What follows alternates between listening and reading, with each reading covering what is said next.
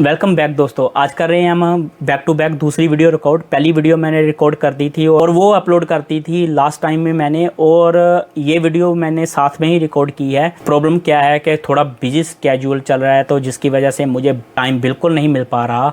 क्या होता है कि 15-15 20-20 दिन निकल जाते हैं वीडियो के लिए। तो अभी मैंने इसका सोल्यूशन ये निकाला कि मैंने back to back 2 video record की हैं। एक तो पहले ही अपलोड कर दी होगी और एक आज अपलोड होने वाली है।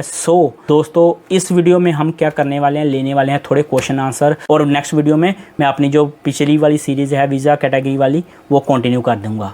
वीडियो को शुरू करते हैं। शुरू करने से पहले हम थोड़ा इंट्रोडक्शन तो कर लें। सत श्री अकाल दोस्तों, मेरा नाम है हरजिंदर सिंह और आप देख रहे हैं Boundless Sing।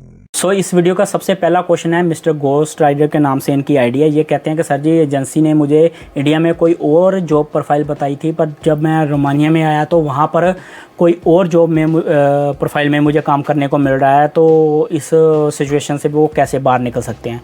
तो दोस्तों इसके लिए मैं बता दूं कि अभी नए रूल आए हैं। उस रूल के हिसाब से आप 1 साल तक तो कोई कंपनी चेंज नहीं कर सकते थे। पहले तो क्या होता था कि अगर आपको किसी जॉब प्रोफाइल में ऐसी में भेज दिया गया जहां पर आपका स्किल ही नहीं है, एजेंट ऐसा काम करते थे। ये कॉमन है रोमानिया के केस में, बहुत ऐसा हुआ है, बहुत लोगों के साथ हुआ है। ये कोई पहला केस नहीं है। और कंपनीज भी ऐसे कर देती थी, जिस स्किल में उनको ज़्यादा ज़रूरत नहीं होती थी बंदों की, वहाँ से उठाकर किसी लेबर में या किसी और काम में वो डाल देते थे। तो तब क्या होता था कि अगर बंदों को वो जॉब पसंद नहीं आती थी तो वो कंपनी चेंज कर लेते थे। बट अभी क्या हो गया है कि अगर आप नए बंदे हो रोमानिया के अंदर, अगर आपको साल नहीं हुआ है वहाँ पर आए हुए, तो आप इतनी जल्दी जॉब चेंज नहीं कर सकते। आपको 1 साल के लिए इंतज़ार करना पड़ेगा। अगर आप नए हो, आपको अपना कॉन्ट्रैक्ट फिनिश करना पड़ेगा, आपको अपनी आईडी फिनिश करनी पड़ेगी, और नई आईडी और नए कॉन्ट्रैक्ट पर आप जाकर किसी दूसरी कंपनी में जॉब प्रोफाइल अपनी चेंज कर पाओगे। अगर आप उसी कंपनी में रहकर 1 साल से पहले जॉब प्रोफाइल चेंज करना चाहते हैं तो आपको कंपनी की तरफ से एनओसी और रिलीज लेटर की जरूरत पड़ेगी, जो कि मोस्टली कंपनीज नहीं देती हैं। और अगर वो कंपनी ऐसा कर दे कि आपको रिलीज लेटर और एनओसी ना दे तो आप कंपनी में जॉब नहीं चेंज कर पाओगे और आपको इंडिया जाना पड़ेगा। तो ये रूल है। मैं तो आपको यही सजेस्ट करूंगा कि आप 1 साल के लिए यहाँ पर लगे रहें, कैसे भी मुश्किल से आराम से थोड़ा टाइम निकाल लें। 1 साल के बाद अपनी जॉब आप अपने स्किल के अकॉर्डिंगली चेंज कर सकते हैं। नेक्स्ट जो है, ये क्वेश्चन नहीं है, ये इन्होंने कोई अपना सजेशन दिया है। ये बोलते हैं कि मैं नाम नहीं इनका मेंशन करूंगा, बस बताऊंगा कि इन्होंने क्या कहा है। इन्होंने बोला है कि सबसे नंबर 1 है कि विजिट वीज़ा पर आप रोमानिया चले जाओ और वहाँ पर जाकर आप खुद से जॉब ढूंढो और वो सस्ते में काम हो जाएगा।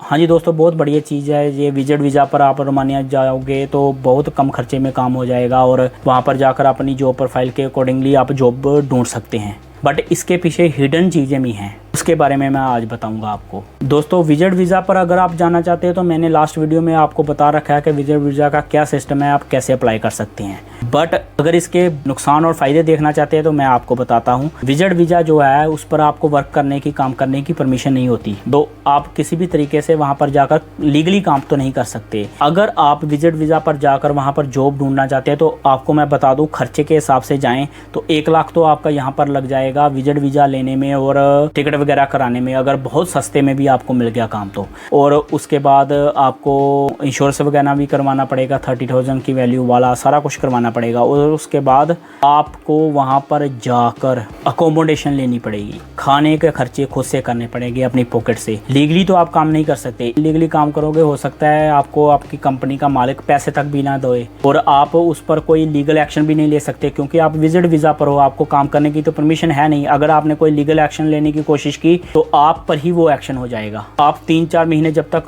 वहाँ पर हो वो आपको काम तो नहीं कर सकते, आपको जॉब ढूंढनी ही पड़ेगी। तो उस जॉब ढूंढने के चक्कर में अगर आप किसी कंपनी में चले जाते हो, वहाँ पर जॉब आपको मिल भी जाती है, क्या होगा कि वो देखेंगे आपका पासपोर्ट, उस पर विजिट वीज़ा लिखा है। अभी उनको उसको वर्क वीज़ा में कन्वर्ट करवाना पड़ेगा, उसको अवीज़ दे मुनका लाना पड़ेगा, बड़े पंगे होंगे, है ना। तो मोस्टली कंपनीज वहाँ पर ना बोल देती हैं। अगर कोई कंपनी हाँ भी बोल दे तो आप सोचिए कि जितना टाइम आपको जॉब ढूंढने में लगेगा, जितना टाइम आपको उधर घूमने फिरने में लगेगा, वो घूमना फिरने का खर्चा, वो खाने का खर्चा, रहने का खर्चा सारा डालकर आपका कितना खर्चा हो जाएगा। वर्क वीज़ा पर जाओगे तो वो तो कंपनी अकोमोडेशन दे देगी, खाना देगी, प्रोवाइड करवा देगी, साथ में काम भी चल जाएगा, आपका चलता रहेगा तो चल जाएगा काम। बट अगर विजिट वीज़ा पर जाओगे तो ये खर्चे नहीं ऐड करने, ये खर्चे ऐड करोगे तो इनडायरेक्टली वहीं पर काम चला जाएगा। सो बेटर है कि विजिट वीज़ा से अच्छा है तो आप वर्क वीज़ा पर ही जाओ।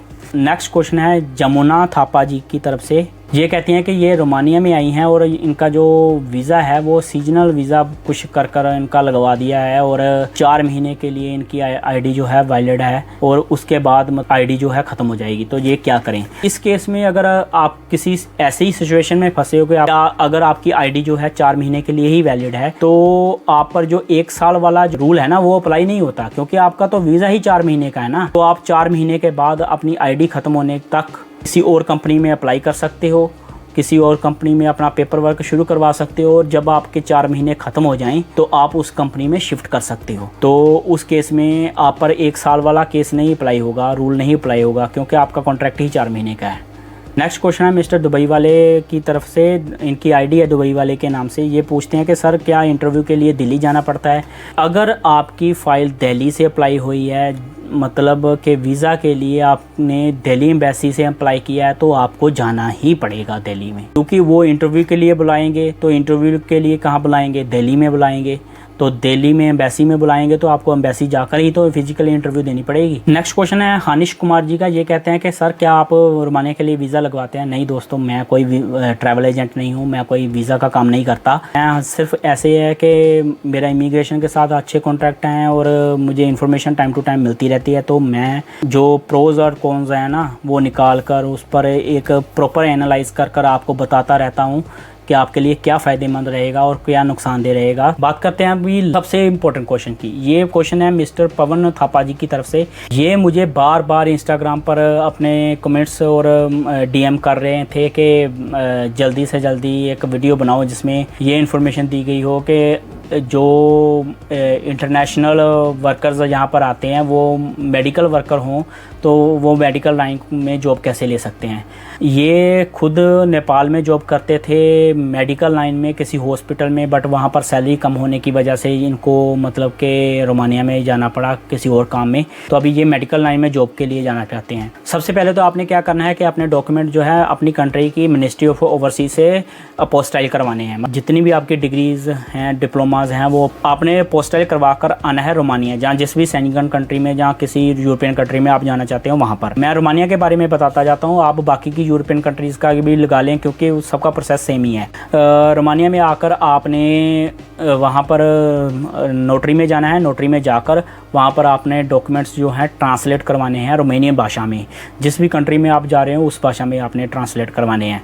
ट्रांसलेट करवाकर नोटरी टेस्टेड करवाकर आपने अप्लाई करना है एजुकेशन अथॉरिटी में जाकर अपने डॉक्यूमेंट रजिस्टर्ड करने के लिए। थोड़ा मुश्किल से होगा पर हो जाएगा। अगर एक बार आपके डॉक्यूमेंट जो है रोमानियन एजुकेशन अथॉरिटी में, जहाँ जिस भी कंट्री में आप जाने वाले हो उसकी एजुकेशन अथॉरिटी में रजिस्टर्ड हो गए, रजिस्टर्ड होने के बाद आपको वहाँ की इक्वालिटी मिल जाएगी, एजुकेशन इक्वालिटी मिल जाएगी। मतलब कि आपने जो भी कोर्स अपने कंट्री में किया है उसके इक्वल जो भी कोर्स होगा रोमानिया में उस इक्वल आपको डॉक्यूमेंट मिल जाएगा, अथॉरिटी मिल जाएगी। उसके बिहाफ पर आप जाकर किसी भी हॉस्पिटल में, किसी भी नर्सिंग होम में या किसी भी क्लिनिक में जॉब के लिए अप्लाई कर सकते हो। अगर आप खुद से अप्लाई करने में हेजिटेट हो, आपको नहीं पता चल रहा है कि कैसे खुद से अप्लाई करना है, तो आप किसी भी रिक्रूटमेंट एजेंसी के साथ कांटेक्ट कर सकते हो, उनको उनकी फ़ीस दे सकते हो, तो वो आपके लिए इंटरव्यूज़ जो हैं वो अरेंज कर देंगे। आप इंटरव्यू पर जाएँ, इंटरव्यू दें। अगर आप मेडिकल लाइन से तो आपको इंटरव्यू देने में कोई दिक्कत नहीं आनी चाहिए। आप इंटरव्यू देकर पास होकर वहाँ जाकर अपनी डिज़ायर्ड जॉब कर पाओगे। सो दोस्तों, इसी के साथ आज के सवालों का हो जाता है यहीं पर एंड। आज की वीडियो में बस इतना ही है। उम्मीद है कि ये इन्फॉर्मेशन आपके लिए काम की रही होगी, आपकी लाइफ में कोई वैल्यू बढ़ेगी। अगर हाँ तो वीडियो को लाइक, शेयर और सब्सक्राइब करना मत भूलिएगा। बेल आइकन का बटन दबाना मत भूलिएगा ताकि मेरी लेटेस्ट वीडियो का नोटिफिकेशन आपको हमेशा ही मिलते रहें। बाकी मिलते हैं दोस्तों किसी नई वीडियो में किसी नए कंटेंट के साथ। तब तक के लिए सत श्री अकाल।